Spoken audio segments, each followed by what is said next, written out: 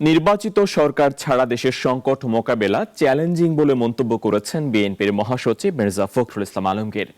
London সফর শেষে দেশে ফিরে তিনি সাংবাদিকদের কাছে এসব কথা বলেন। রাজনৈতিক দলগুলো অন্তর্বর্তী সরকারকে ব্যর্থ করার চেষ্টা করছে, একজন উপদেষ্টার এমন বক্তব্য রাজনীতি বিরোধী বলেও অভিযোগ বিএনপির মহাসচিবের। যুক্তরাজ্যে দেড় সপ্তাহ সফর শেষে দেশে ফিরেছেন বিএনপি মহাসচিব মির্জা ফখরুল ইসলাম আলমগীর। দুপুরে রাজধানীর আন্তর্জাতিক শাহজালাল বিমানবন্দরে তিনি পৌঁছান।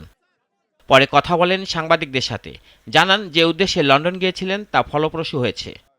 রাজনৈতিক দলগুলো সরকারকে ব্যর্থ করতে চাইছে, অন্তর্বর্তী সরকারের একজন উপদেষ্টার বক্তব্যের বিষয়ে জানতে চাইলে বিএনপি মহাসচিব বলেন, এ ধরনের বক্তব্য রাজনীতি বিরোধী।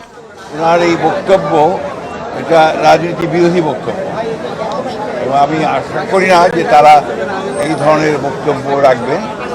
রাজনৈতিক দলগুলো সবসময়ই এই অন্তর্বর্তী সরকারকে সমর্থন করেছে এবং সমর্থন করার উদ্দেশ্য একটা আছে, এটা হচ্ছে গণতন্ত্রকে পুরো প্রতিষ্ঠা করা, রেস্টোরেশন অফ ডেমোক্রেসি।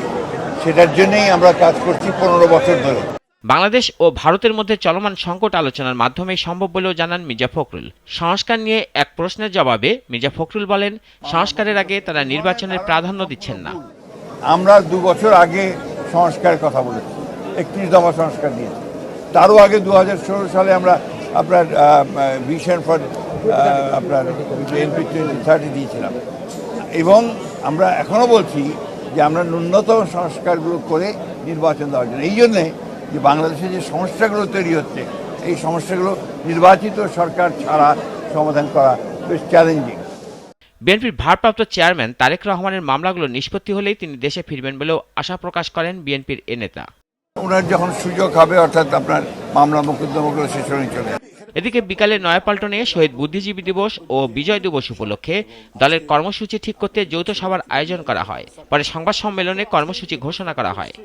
সারা দেশে স্থানীয় সুবিধা অনুযায়ী বিএনপি এবং এর অঙ্গ সহযোগী সংগঠনগুলো বিভিন্ন কর্মসূচি পালন করবে। রাশেদুল কাদির, নাগরিক, ঢাকা।